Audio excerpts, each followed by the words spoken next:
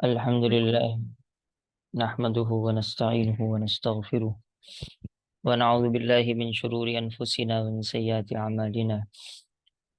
من يهده الله فلا مضل له ومن يضلل فلا هادي له.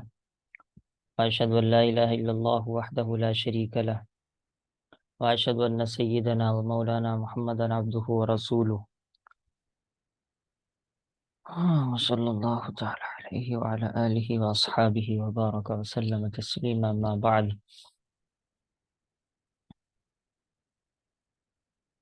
یہ رسول اللہ صلی اللہ تعالیٰ علیہ وسلم کے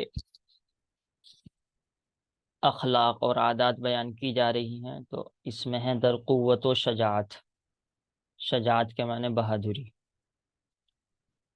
مسند دارمی میں حضرت عبداللہ بن عمر سے مروی ہے کہ فرماتے ہیں، میں نے جنگ میں حضرت صلی اللہ تعالیٰ علیہ وسلم سے زیادہ کسی کو طاقتور نہیں دیکھا. اب یہ نہ کا لفظ چھٹ گیا یہاں پر، نہ طاقتور دیکھا اور نہ آپ سے زیادہ بہادر دیکھا.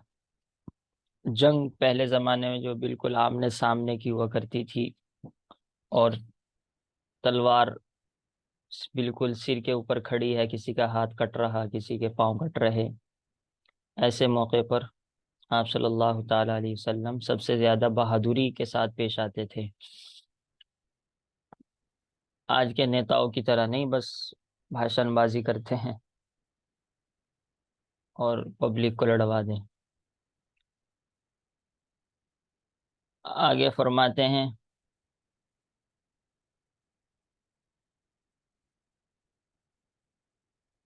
آواز نہیں آ رہی میری؟ کون کہہ رہا آواز نہیں آ رہی؟ کیا حضرت صلی اللہ تعالیٰ علیہ وسلم فرمایا کرتے تھے، مجھے عام لوگوں سے جنگی طاقت اور قوت میں فضیلت اور برتری عطا کی گئی ہے، یعنی اللہ تعالیٰ نے یہ قوت اور طاقت میرے اندر ڈال دی ہے. اور دشمنوں سے لڑنا یہ بھی ایمان کا ایک حصہ ہے، اس کی اپنی شرطیں ہیں، اس کے اپنے طریقے ہیں. یہ جو اڑا دیا گیا کہ دہشت گردی دہشت گردی، یہ تو سب باطل کا پروپیگنڈا ہے. جو شریعت کے حساب سے ہے وہ ٹھیک ہے، یقیناً جو غلط ہے وہ غلط ہے.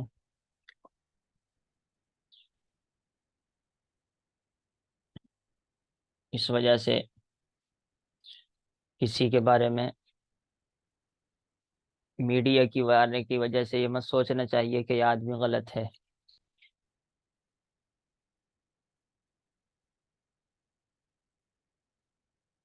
حضرت علی کرم اللہ وجہہ فرماتے ہیں کہ جب جنگ میں زور کا رن پڑتا تھا، اللہ عالم رن یا رنگ پڑتا تھا، مطلب یہی ہے کہ بہت تیزی کی لڑائی ہوا کرتی تھی اور صفیں آپس میں گتھم گتھا ہو جاتی تھی. صفے کا مطلب یہی ہے کہ ادھر سے مسلمانوں نے جو لائن لگا رکھی ہے وہ کافروں میں گھس گئی اور کافروں نے جو لائن لگا رکھی ہے وہ مسلمانوں میں گھس گئی.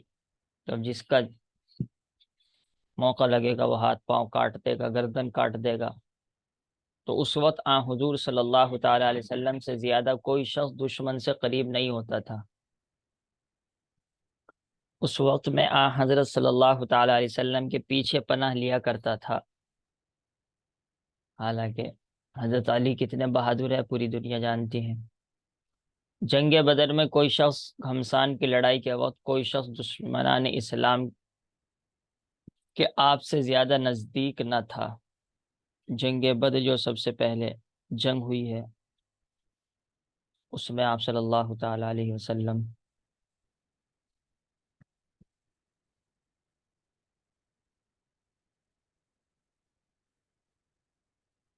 سب سے زیادہ آگے بڑھ چڑھ کر حصہ لیتے تھے.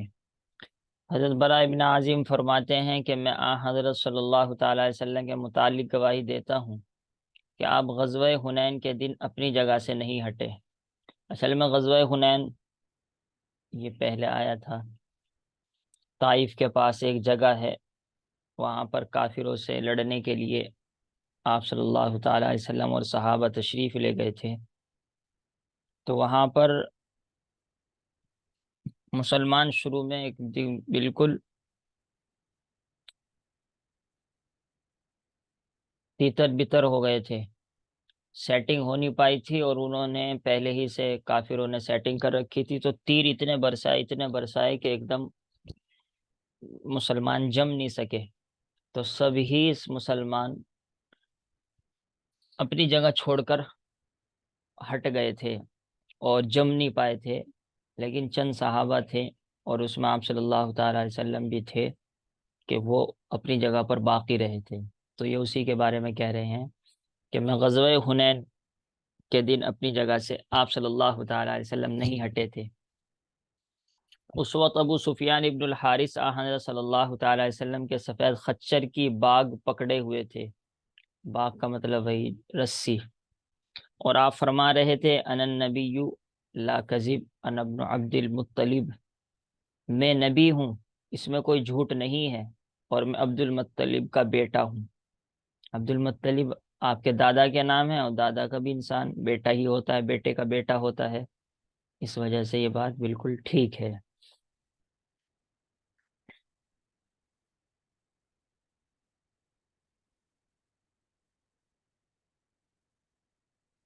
خیر، دشمنوں سے اسلام کی بنیاد پر لڑنا یہ اعلیٰ درجے کا بہت بڑا عمل ہے،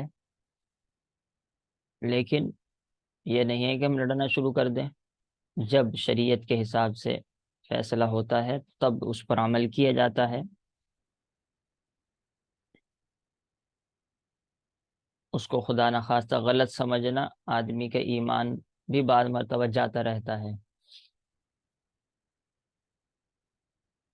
حضرت انس بن مالک سے مروی ہے کہ حضرت صلی اللہ تعالی علیہ وسلم سب سے زیادہ خوبصورت، سب سے زیادہ سخی اور سب سے زیادہ بہادر تھے۔ اب یہاں پر یہ بہادر ہونا ہی کا کیونکہ ذکر چل رہا ہے تو اسی سے متعلق ایک واقعہ ذکر فرمایا کہ ایک رات اہل مدینہ گھبرا گئے، اور کچھ لوگ اس آواز کی طرف گئے، یعنی اصل میں مدینہ منورہ میں ایسی آواز آئی جیسے کہ دشمن چڑھ کر آ رہا ہو، تو اب خطرہ ہو گیا کہ ایسا تو نہیں دشمن آ رہا ہے اور ہم کو مارے گا، لیکن اب کسی کی ہمت نہیں ہے، رات کو کون دیکھ کر آئے، دشمن ہے نہیں، کیونکہ اگر ہوگا تو اسی کو پکڑ لیں گے جو دیکھنے گیا۔ تو انہیں رسول اکرم صلی اللہ تعالی علیہ وسلم ادھر سے واپس آتے ہوئے ملے، یعنی لوگوں کو تو بعد میں پتہ لگا اور سوچ ہی رہے ہیں جائے نہیں جائیں، اور آپ صلی اللہ تعالی علیہ وسلم اکیلے جا کر تحقیق بھی کری آئے کہ کون ہے کون نہیں ہے، اور آپ نے ان سے پہلے اس آواز کی طرف سوار ہو کر چلے بھی گئے تھے۔ اس وقت آپ حضرت ابو طلحہ کے گھوڑے کی ننگی پشت پر سوار تھے، ننگی کا مطلب کوئی زین وغیرہ نہیں رکھی تھی، تو یہ بھی ایک بہادری کی نشانی ہے۔ آپ کی گردن مبارک میں تلوار لٹکی ہوئی تھی، تو جب ضرورت ہوگی تو تلوار بھی ہوگی، تو کوئی ایسی چیز نہیں کہ ایک دم جو اڑا دیا گیا دہشت گردی ہے یہ۔ اور آپ صلی اللہ تعالی علیہ وسلم فرما رہے تھے کہ نہ گھبراؤ، نیز فرمایا ہم نے اس گھوڑے کو سمندر پایا، سمندر کا مطلب یعنی بہت تیز چلتا تھا، حالانکہ جہاں تک میرے یاد پڑتا ہے کہ یہ بھی آپ صلی اللہ تعالی علیہ وسلم کا معجزہ تھا، ورنہ یہ گھوڑا بہت ہلکے چلنے والا تھا۔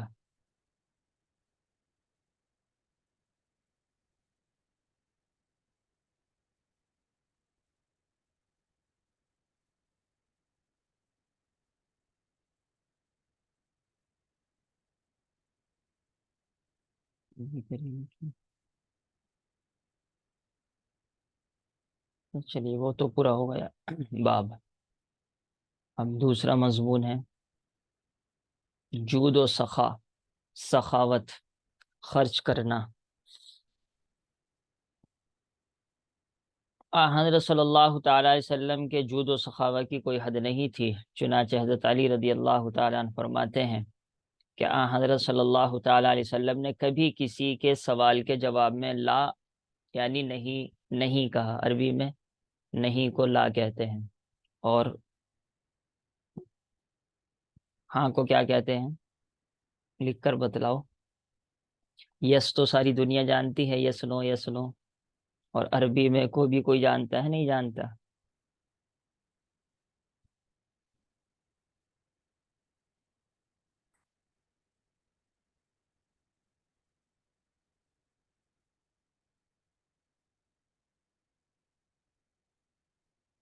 ایوری ون میسج کر دیا تم نے، پھر تو سب کو معلوم ہو جائے گا، بس اب مت کرنا کوئی۔ چلیے، عربی عربی میڈیم اسکول بھی کھولو، انگلش میڈیم تو بہت کھل چکے ہیں۔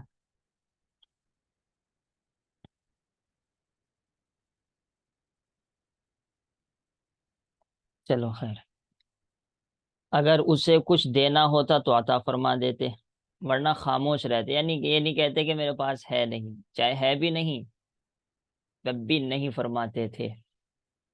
اچھا، ہمارے یہاں ایک چلتا کیا ہے کہ ہوتا ہے کہتے ہے نہیں، تو یہ جھوٹ ہے کہ تمہارے پاس تو ہے، یہ کہو کہ بعد میں لے لینا۔ اگر تمہارا ارادہ ہے بعد میں دینے کا تب ہے یہ، ورنہ اگر ارادہ نہیں ہے وہ بھی جھوٹ ہے۔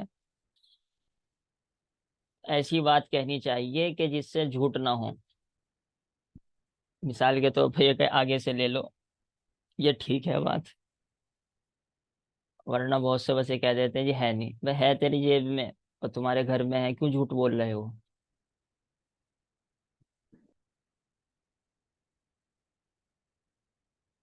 مطلب یہ ہے کہ اگر گنجائش نہ ہوتی تو آپ خاموش رہا کرتے تھے، بلکہ دوسری جگہ یہاں یہ بھی ہے کہ بعض مرتبہ تو آپ اگر ضرورت محسوس کرتے تھے، یہ کہتے تھے بھائی بھائی اس سے لے لے جا کر، میرا نام لے کر میں قرض میں ادا کر دوں گا، یعنی اپنے اوپر قرض لے لیا کرتے تھے۔ لیکن آج کے یہ فقیر تو سب، انہوں نے تو پیشہ بنا رکھا ہے، ان کو تو نہ دینا ہی بہتر ہے، کسی ضرورت مند کو دیا جائے۔ حضرت صلی اللہ تعالی علیہ وسلم تمام لوگوں سے زیادہ سخی تھے، اور سب سے زیادہ سخاوت آپ رمضان المبارک میں فرماتے تھے۔ ہمارے یہاں تو رمضان میں صرف زکوٰۃ دیتے تھے، آپ صلی اللہ تعالی علیہ وسلم پر تو زکوٰۃ فرضی نہیں ہوتی تھی، اور ویسے بھی صحابہ رمضان میں زکوٰۃ نہیں دیتے تھے، وہ تو ایک دوسرے ٹائم جو متعین ٹائم تھا اس ٹائم زکوٰۃ دیتے تھے۔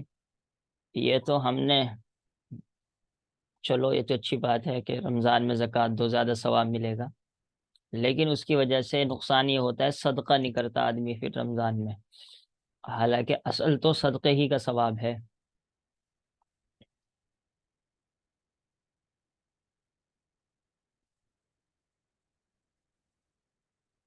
اور جب ہر روز رات کے وقت حضرت جبریل علیہ السلام تشریف لاتے، یعنی رمضان میں، اور آپ سے قرآن مجید کا دور کرتے، یعنی سناتے تھے،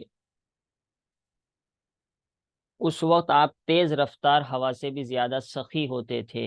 یعنی بات یہی ہے کہ جس طریقے سے ہوا جب چلتی ہے تو سب تک پہنچ جاتی ہے، اور سب کو اس سے فائدہ ہوتا ہے، اسی طریقے سے آپ صلی اللہ تعالی علیہ وسلم کی سخاوت اتنی تیز چلتی تھی اور سب کو فائدہ دیتی تھی۔ اب ان پر حدیثوں پر ظاہر سی بات ہے امیر ہی زیادہ عمل کر سکتا ہے، غریب پہ ہوتا بھی نہیں، تو امیروں کو اس طرف توجہ کرنی چاہیے، اور جو غریب ہے اس کا مطلب یہ نہیں ہے کہ وہ نہ دے، بلکہ جتنا کتنا ہے وہ اپنی گنجائش کے حساب سے دے۔ اور عورتیں یہ کہیں ہم تو کماتی نہیں، تو بہت سارے پیسے تو عورتوں کے پاس ہوتے ہی ہیں، میک اپ کے لیے تو بہت سارے پیسے ایک دم آ جاتے ہیں، اور کوئی اچھا سوٹ خریدنا ہو تو ایک دم پیسے آ جاتے ہیں، چاہے شوہر نہ بھی دے کچھ نہ کچھ جگاڑ کر ہی لیتی ہیں۔ تو کچھ نہ کچھ جگاڑ ہوتا ہے، جتنا جگاڑ ہوتا ہے اتنا ہی دے، وہی اسی پر اصل ثواب ملے گا، شوہر کے پیسے دے کر صدقہ کرنے سے کچھ نہ کچھ تو ثواب یقیناً ملے گا، لیکن اصل ثواب صدقے کا عورت کو جبھی ملے گا جبکہ وہ اپنے پیسوں سے خرچ کرے۔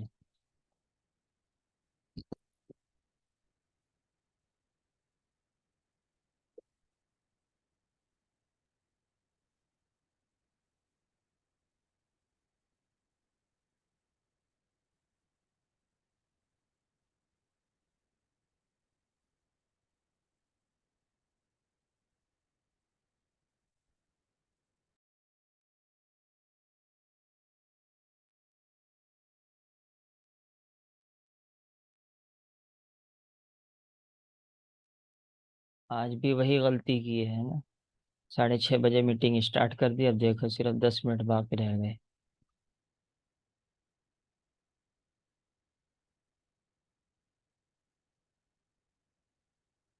یہ سیٹنگ ختم کرنی پڑے گی۔ در خوف الہی ٹائم پر میٹنگ کیا کرو، اور 6:40 کا ٹائم رکھ لو، 45 تو اور لیٹ ہو جائے گا۔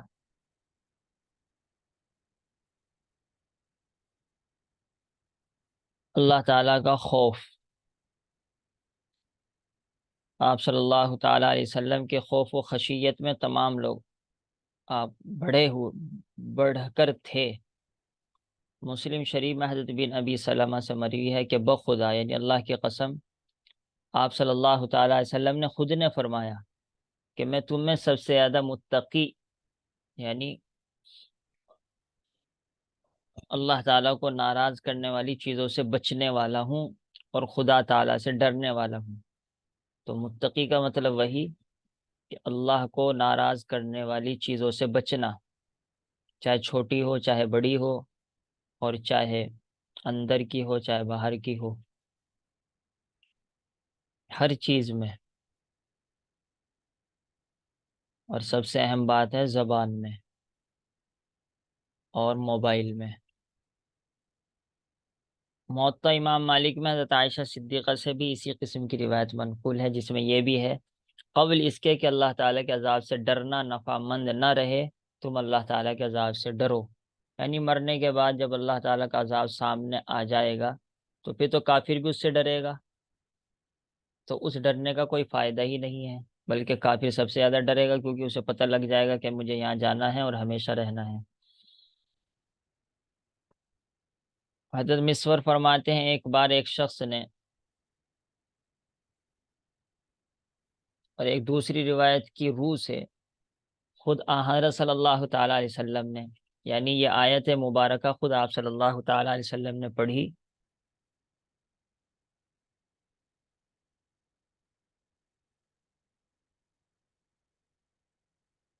بس کسی اور ہی نے پڑھی ہوگی، ایک منٹ۔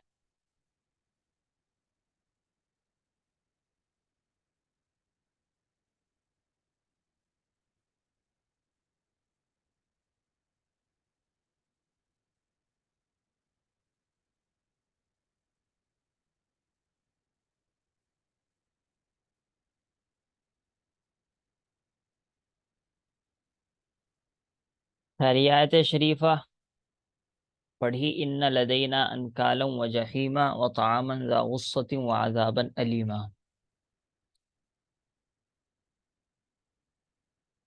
کہ بے شک ہمارے پاس بیڑیاں ہیں جہنمی کو پکڑنے کے لیے، اور بھڑکتی ہوئی آگ ہے، گلو گیر گلے میں اٹک جانے والا۔ یہ جو غصہ ہے یہ اردو والا غصہ نہیں ہے، غصہ کہتے ہیں عربی میں گلے میں اٹک جانا، پھندا لگ جانا جسے کہتے ہیں، تو گلے میں اٹک جانے والا کھانا ہے، اور المناک یعنی دردناک عذاب ہے۔ تو جب یہ آیت پڑھی تو جب آپ یہاں تک پہنچے تو آپ بے ہوش ہو کر گر پڑے، تو اس سے صاف صاف ظاہر ہوتا ہے ڈرنا۔ اچھا ایک بات یہ بھی آتی ہے بہت سی مرتبہ، جیسے ابھی ایک اسٹیٹس آیا تھا یہ پتہ نہیں کسی نے بھیجا تھا، کہ اللہ تعالیٰ کا ڈر رونے کا نام نہیں ہے بلکہ گناہوں کے چھوڑنے کا نام ہے۔ تو یہ بات بالکل ٹھیک ہے، لیکن اس کا مطلب یہ نہیں ہے کہ رونا کوئی چیز ہی نہیں ہے۔ اللہ تعالیٰ کے سامنے رونا یہ بہت بڑا عمل ہے، اگرچہ اس سے بڑا عمل گناہوں کو چھوڑنا ہے، لیکن وہ بعض مرتبہ اصل میں ایسے لکھ دیا جاتا ہے کہ ایک عام آدمی کو دھوکہ لگ جاتا ہے، بھائی رونا اور آنکھوں کو پوچھنا یہ کوئی چیز ہی نہیں ہے۔ تو یہ مطلب نہیں ہوتا ان چیزوں کا، مطلب یہ ہوتا ہے کہ رونے سے زیادہ محنت کرو گناہوں کے چھوڑنے پر۔ یہ مطلب نہیں ہے کہ رونا کوئی چیز ہی نہیں ہے، بس سارے نبی روتے آئے ہیں، سارے اللہ والے روتے آئے ہیں، اگر وہ بیکار اور کوئی چیز ہی نہیں ہوتی تو پھر فائدہ کیا ہوتا؟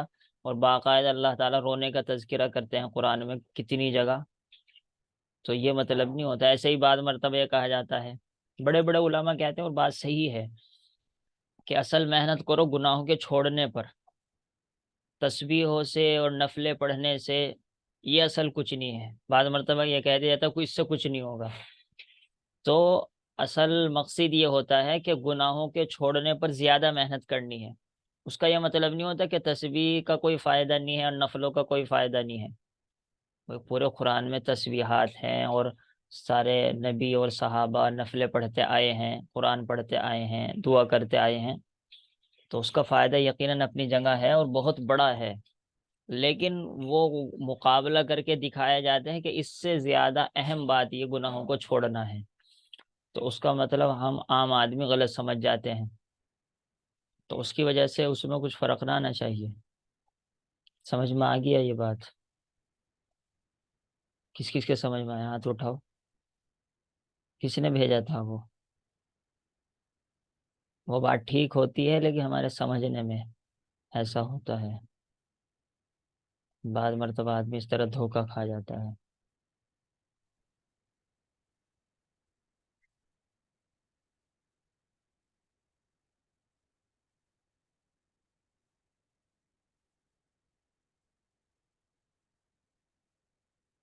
کسی چیز کی اہمیت بتلانے کے لیے بعض مرتبہ اس کو بالکل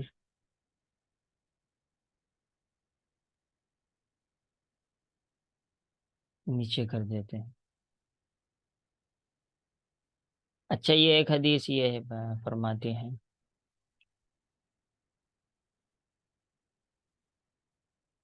کہ حضرت عمر ابن ابی سلمہ کہتے ہیں کہ آپ صلی اللہ تعالی علیہ وسلم نے سے کسی نے پوچھا کیا روزے دار اپنی بیوی کا بوسہ لے سکتا ہے؟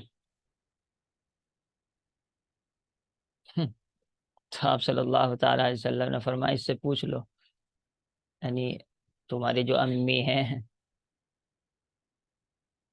اور میری بیوی ہیں ام سلمہ، انہوں نے بتایا کہ رسول اللہ صلی اللہ تعالی علیہ وسلم ایسا کیا کرتے تھے۔ انہوں نے کہا یا رسول اللہ، اللہ تعالیٰ نے آپ کے تو تمام اگلے اور پچھلے گناہ معاف کر دیے ہیں، یعنی اس وجہ سے آپ کو تو گویا کہ کوئی ٹینشن ہی نہیں ہے، آپ روزے کی حالت میں ایسا کر لیں تو کیا حرج کی بات ہے؟ تو آپ صلی اللہ تعالیٰ علیہ وسلم نے فرمایا جہاں تک میرا معاملہ ہے، بخدا میں تمہیں سب سے زیادہ متقی، یعنی اللہ کو ناراض کرنے والی چیزوں سے بچنے والا اور خدا سے ڈرنے والا ہوں۔ یہ مطلب نہیں ہے کہ اب جیسے میں نبی ہوں تو میں کچھ بھی کر لوں گا، یہ اللہ تعالیٰ نے مجھے چھوٹ دے دی ہے، تو مطلب یہ ہے کہ جو چیز میں کر رہا ہوں گویا کہ وہ تقوی کے خلاف نہیں ہے، نعوذ باللہ کوئی اپنا آپ کو اتنا بڑا متقی سمجھنے لگ جائے کہ نہیں جی، کہ میں نہیں کرنے کا یہ، تو یہ اس کا دھوکہ ہوگا،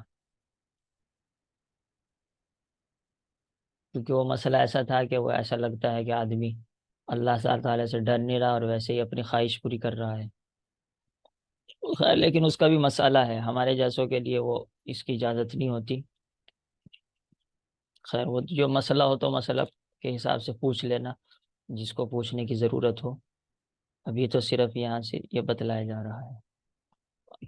ایک دوسری حدیث میں ہے کہ آپ صلی اللہ تعالی علیہ وسلم کے پاس آئے، اس وقت آپ کے سینے سے رونے کی ایسی آواز نکل رہی تھی جیسے کہ ہنڈیا سے اس کے جوش کے وقت نکلتی ہے، جب بالکل کھدا لگنے لگ جاتا ہے آخری ٹائم پر، جس طرح وہ بھنتی ہوئی نظر آتی ہے ہانڈیا، اس طریقے سے آپ صلی اللہ تعالی علیہ وسلم گھٹ گھٹ کر رو رہے تھے۔